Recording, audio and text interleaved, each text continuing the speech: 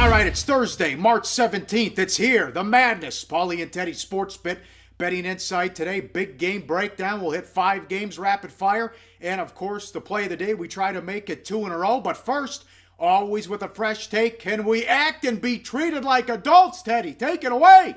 Apparently not. But first, happy St. Paddy's Day out there for all of you who are Irish and all of you who want to be Irish for just one day, like me.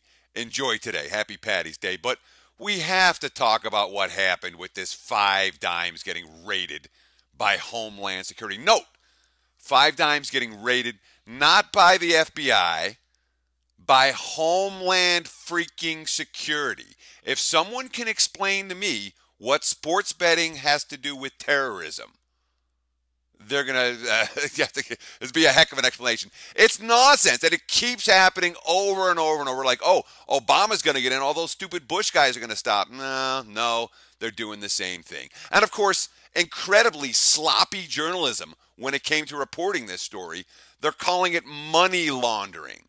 Now, look, bettors betting is still legal in the majority of states. It's bookmaking that's illegal, not betting. So for them to call this money laundering, it's not money laundering. It's Amazon gift cards. And all of this, the Department of Homeland Security, for all of this, raids in Costa Rica and God knows how many hours they spent instead of fighting terrorism, fighting us. A combined $159,000 in Amazon gift cards. Amazon gift card. I mean, we're not talking about $50 million. We're not talking about $1 million. We're talking about $159,000. God knows how many hours this is. And again, this isn't the FBI. This is Homeland Security. They're supposed to be protecting us from terrorism. I don't even know where to go with this, Paul. This makes me crazy. It's been going on for the entirety of our lifetime, and it's not getting any better. You think it's going to get better. Hasn't happened yet. Pretty frustrating for me, and certainly pretty nerve-wracking for anyone with a 5 dimes account. You know there's going to be a run on that book, like there are runs on every book that get attention for the federal government. So if you do have a 5 dimes account, good luck getting your money out. Certainly fingers not crossed either with what's going on here in the United States with New Jersey. I mean, these artifacts and relics that control things in the leagues, of course, the NFL benefits and in the NBA, and they're concerned. At least Adam Silver looks like he has it figured out and he knows what's going on. But some of this other stuff with New Jersey, that's a big hearing as well. I don't have any confidence that's going to go our way either. No, I mean, again, it's let me be a freaking grown-up. I don't know how else to say it. I'm not hurting anyone with my wager. I'm not hurting the players I'm wagering on. I'm not hurting the players I'm wagering against. I'm not hurting my family. I'm not hurting my friends. And I'm sure as hell not funding terrorism. For God's sakes, guys, please, let me be a grown-up. Nice job. Let's start with bad bets and wrong sides. Yesterday we talked about on Sportsbet what's happened to the Celtics defense after the All-Star break. They lost Crowder. They've been horrible defensively. And then look what happens. They gave up 108 points through 3 quarters against OKC. All they could do last night was put their heads down and pray. Yeah, I mean, when we talk about some bad bets, there have been a lot of bad bets in the NBA lately. Seems like right sides and wrong sides. Look at Sacramento last night. They're now 6-13 against the spread when laying -3 or higher. Wrong side. Last night. The Houston Rockets now 14-23 against the spread at -3 or higher. Another wrong side last night. The Clips went into Houston and just kicked their butt. How about the Chicago Bulls, Paul? You seen their record? Brutal. 11-21 straight up, 12-20 ATS since the 6-game winning streak just after New Year's. They started the season 22-12. My God, brutal. Yeah. 500 team right now, the Bulls are, and that's for the full season. They're a 333 team or a 340 team over the course of the last 2.5 months.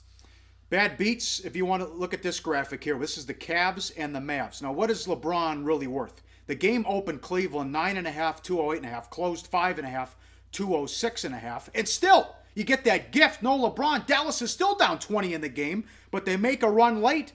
The Cavs led by 17 with 9 minutes left, and the Mavs hit a 3 at the buzzer to lose by 1. Yeah, I mean, they were still covering but before that 3 at the end. And it was a 1-point game the last couple of minutes, so it's not a bad beat per se for Cleveland. It was a tough beat for Cavs because they were certainly not the wrong side in that game. They led by 20 in the first half, and again by 17 in the fourth quarter before that late Mavericks run. But I mean, what do we say about Dallas here? You know, I mean, obviously LeBron now, the marketplace said he was worth 4 points tonight. I mean, that was a very clear differential between, yes, LeBron's going to play, and, oh, by the way, he's sitting out. Although there were some rumors that he might sit out tonight. I think that 9.5 might have been short initially based on those rumors. But here's Dallas. You get to face Cleveland without LeBron. You're fighting for your playoff lives. And once again, the team, you know, the opposing team sits a key player, and the initial team just, you know, comes out flat. And that was definitely the case for Dallas last night. Princeton getting 4, lost by 5 in overtime. Again, this has happened 2 nights in a row where you got the dog in OT. You can kiss your ass goodbye. Yeah, the good news about this, at least for me, Paul, I was on the wrong side of Texas A&M. I was on the wrong side of Akron. Yeah. I was on the right side with Virginia Tech. I'll take a lucky one. No questions asked. That was not a right side winner. And the Holy Cross, your team, America's team. Holy Cross wins again. They move on. They get to face Oregon. First win in the tournament since, 1953. Good for them. Yeah, and I mean, 1953 comes around only once in a while, Paul.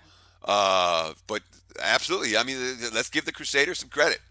This is a team that I paid no attention to, and I don't think we're necessarily going to pay any attention to them after Friday. But we'll give them, I mean, another underdog win. That's what, 5 in a row now? Yeah. For Holy Cross? Now, tell me why Tulsa's not a bad beat. Tulsa's not a bad beat because they're down 8 at the half. They're down 6 with, 5-6 minutes left. So you can say they had the lead with 3 minutes left. But then, all right, so Michigan took the lead. Tulsa couldn't make a shot. Michigan made their free throws. I don't see what the beef is there at all. I mean, you have no right to bitch if you had Tulsa plus the points in that one. Yeah, I'm with you on that because the thing is, again, everyone loves to when you lose, you like to feel like you got jobbed. You like to feel like, oh, I was right, but. And if you had Tulsa, you certainly weren't wrong, but you weren't right in that game either. And, of course, we were able to cash with the Wolverines as a play of the day from earlier in the week. You got that right. Up next, big game breakdown. We'll hit the tournament and the madness. We'll start with one game, though, in the NBA with the Blazers and the Spurs. That's coming up on SportsBit. Betting Insight today. All right, time for big game breakdown. We start in the association. The Blazers taking on the Spurs. Spurs 11.5, 204.5. The best defense in the league, cranking it up. The Spurs have shut down 2 of the best teams on offense in the last few. Look at this, 93-85 against OKC, 108-87 against the Clippers. And in this graphic, points per 100 possessions, Oklahoma City on the season, 109.5, second in the league against the Spurs, 91.4. Clippers, 106. That is 6th in the league against the Spurs, 98.1. The Blazers are 105.6 on the season, good for 7th in the league. They are dialing it up a notch and see if they can make it 3 in a row here as shut down another potent offense, Teddy. Yeah, I mean, how do you become a great defense? Well, when one of the best defenders of all time becomes a coach on the court for one of the, the best young defender in the game, guess what? All of a sudden now you've got an elite defense. And elite may not even be the appropriate word. Again, we've talked about San Antonio a lot in recent weeks, but this defense right now is playing at a level that we haven't seen in the last 10 years. There's been one team in the last 10 years that have been playing defense at the Spurs level. And you talk about the squads that they've been shutting down. OKC, no joke on offense. They couldn't get a shot. The Clips, no joke on offense. Now they get Portland. And Portland, offensively, they've been there all year. The problem for the Blazers has been on the defense, but on the defensive side of the basketball, certainly was the other night in Oklahoma City where they didn't show up on either end of the court. The Blazers offense completely stifled in a 93-80 loss here earlier in the season. But the one thing, I guess, in Portland's favor, they are fresh. They've had 2 days off since that really ugly loss at OKC. But I'm telling you, in recent road games, and Portland's not playing good ball right now, their defense has just been non-existent. We saw it at Toronto. We saw it at Boston. And we're seeing it, obviously, the other night in Oklahoma City. I wouldn't be surprised at all if San Antonio gets a whole lot of good looks against that Blazers D. But you do have to wonder. It doesn't happen very much for Pop's teams. But that is a pretty big matchup against Golden State looming for Saturday. And San Antonio could possibly be distracted. I'd be more worried if the Spurs went into halftime with a 20-point lead than I would if they went into halftime with a 2-point lead. You know, sometimes when you get that big lead and you come out in the second half and it gets a little bit flat and you start thinking about the Warriors, that's not a positive expectation situation in my mind necessarily for San Antonio. All excellent points there. Stephen F. Austin, West Virginia. West Virginia 7.5, 145.5. Teddy, the betting markets are aware of Press Virginia. They're going to send people at you all game. Yeah, I mean, that's what they do. West Virginia's all about the press. Huggy Bear's been doing the same defense for 25 years, and everyone knows about it.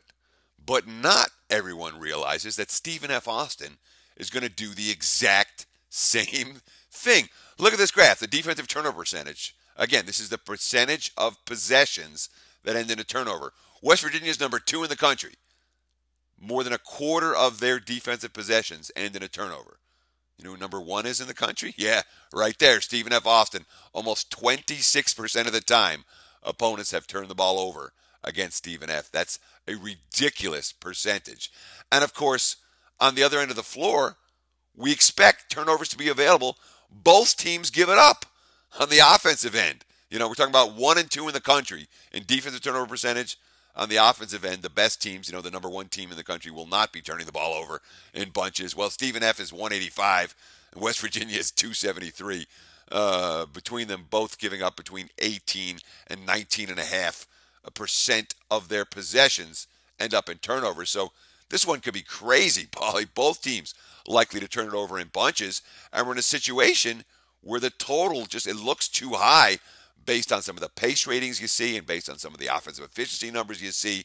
But when you look at the turnover percentages on both sides of the ball, you can understand why the total is as high as it is. And 2 things I want to throw at you. How about strength of schedule? West Virginia, 5. Stephen F. Austin, 3-14. And both teams went to Baylor. West Virginia won by 11. And Stephen F. Austin lost by 42, although it was early in the season. Yeah, and to be honest, I mean, those 2 numbers right there got me off the Stephen F. Austin side. I was considering a play on them, and the more I looked at it, the more I'm like, I'm not getting to the window. Certainly not at this number. You know, 7, 7.5. No. But when you have that big of a strength of schedule differential, it's problematic. And when you have a 53-point differential in the one common opponent at the same site, yeah, that one stands out to me too. I'm not laying with the Mountaineers, but this is not a spot where I'm confident that Stephen F. Austin's going to hang for the full 40 minutes. Here's another one. Northern Iowa and Texas. Texas 4.5, 124.5. Shaka Smart, kudos to him. Great job getting Texas in the tournament. He doesn't have his players there yet. And Ben Jacobson, he's used to his players. He knows these guys. Plus, he just signed an extension through 2025. He's going to be a lifer at Northern Iowa.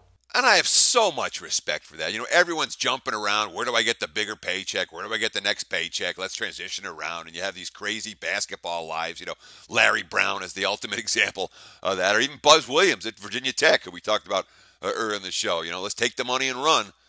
Ben Jacobson's like, look, I'm comfortable here. I like this school. I don't need the spotlight on me 24/7. I'm not an egomaniac. I'm not Rick Pitino. And what that allows you to do when you've got a contract that runs through 2025, boy, it allows you to recruit your kind of guys. It allows you to get 3rd year and 4th year and 5th year players on your roster. It allows you to put together some pretty darn good teams like this Panthers team is right now. How about this, Paulie? 12-1 straight up. 11-1-1 against the spread their last 13 games. Completely overlooked and undervalued by the betting markets for the better part of the last month and a half now. Their only loss came by 3 points. Texas is laying 4.5 here. You know, Northern Iowa hasn't lost by more than 3 since January. And it's worth noting they beat Wichita State twice during that span. Not at home, once at Wichita, and once in the conference tournament. Arch Madness on a neutral floor. Yeah, and you wonder if Shaka's style is wearing Texas down as well. 3 losses by 14 or more in their last 6 games. They did go out early in the Big 12 tournament. That might help them here. But here's a big key, and Shaka said he expects maybe 15 minutes out of Ridley. They're going to need him in this one. Yeah, see, the whole thing with going out in the Big 12 tournament early, they didn't use a lot of energy, But they also didn't get Ridley onto the floor and back in the flow. He only played only 2 minutes in the game versus Baylor. And that is a legitimate negative from losing early in KC. A lot of times I like the teams that got bounced early from their conference tournaments. They're hungry and they're fresh.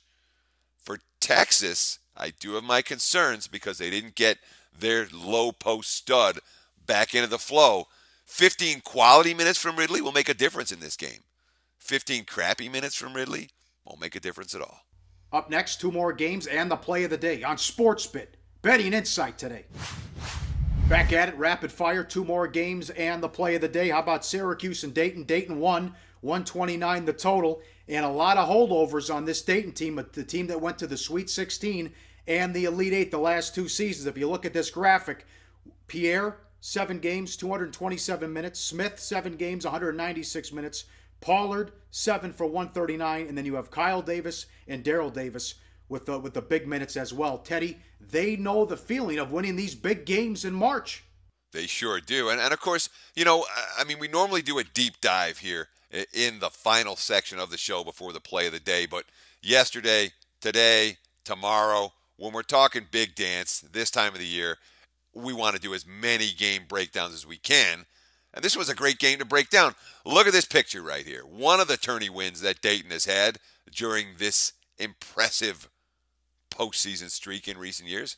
55-53 over the Orange back in 2014. And all these guys played. Pierre, Smith, Pollard, Davis, they were all in that game. They know how to put a game plan together against Boeheim's zone. But the one thing we have to remember, Dayton stunk down the stretch. This is something we talked about on SportsBit a couple of times last month. 4-4 straight up, 1-7 against the spread.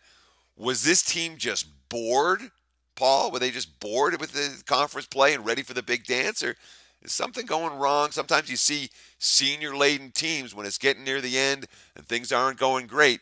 Sometimes you see that chemistry that used to be so good start to go south. What's your take on the Flyers? And does Syracuse have anything to counter Dayton with? Well, then you get a Syracuse team that comes in, loses a 5-6. So, you know, come on. But with Dayton, I can't get that St. Louis game out of my head when they had 14 points at the half. I'm sorry, I can't explain it because they're still playing for a good seed when they were talking about the issues in February and March. So this one's baffling to me.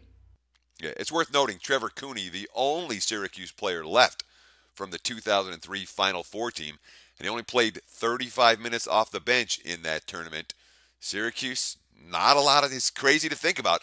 Dayton's the experience, the team with all the big dance experience. Syracuse basically has none. How about VCU and Oregon State? VCU 4.5, 141 the total. Fascinating game here. No player born the last time the Oregon State went to the tourney, and no VCU player has ever not made the tournament. It's going to be press. Can Oregon State handle it? Big matchup here, Teddy. Yeah, I mean, again, no VCU player has ever not been in the tournament. I mean, that's the type of success this quality mid-major has had in recent years. But I got to sing here, Paul, so be it. Flash the photo.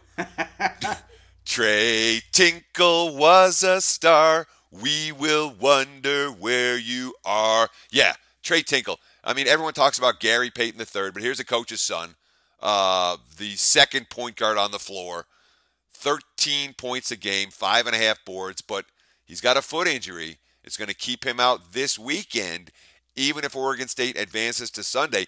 That is a major loss for the Beavers, and the betting markets have reacted significantly. This line has seen nothing but VCU money come from the opener. But here's the question for you, Paul. Everyone's saying Tinkle's out. We're going to wonder where he is, yada, yada. They went to a 3-guard lineup without him. Stephen Thompson starting for Tinkle.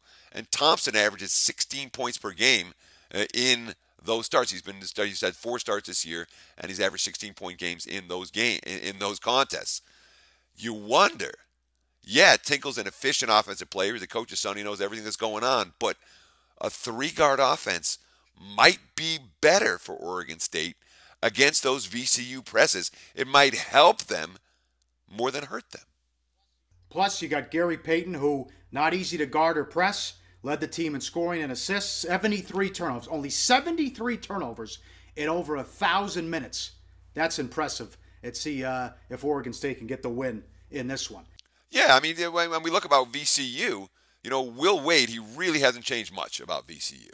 He was the first assistant hired by Shaka Smart back in 2009. Smart left. Wade got the job. They were number 11 in the nation in forcing turnovers last year.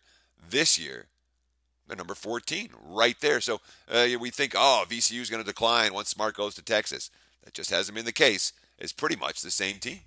All right, let's make it 2 in a row. Play of the day. Where are we going? Play of the day. We're going to take a look at Northern Iowa. I think we talked about this game just a few moments ago. Game number 831, the Panthers plus 4.5. This game is in Oklahoma City. It's at 6:50 Pacific time, Vegas time, 9:50 on the East Coast on Friday night. Should we give more time zones? Didn't we do this yesterday? You know where you are. It's on Friday night. The game is on Friday night if you're in the States. If you're in a different country, you're going to have to figure it out. But absolutely, again, it comes down to price ranges. Northern Iowa has been a severely undervalued commodity for months. That didn't change at all down the stretch. They're tough. They're battle-tested. They're not going down without a fight. Texas, we don't know how, they're battle-tested by playing in the Big 12. From a toughness standpoint, it comes and it goes. From an offensive standpoint, it comes and it goes. Northern Iowa, plus 4.5. Game number 831. That's the play of the day. Excellent job as always. Hey, first day of the madness, St. Patty's Day. Be careful out there. Be safe, and we'll see you right back here Friday on SportsBit. Betting Insight today.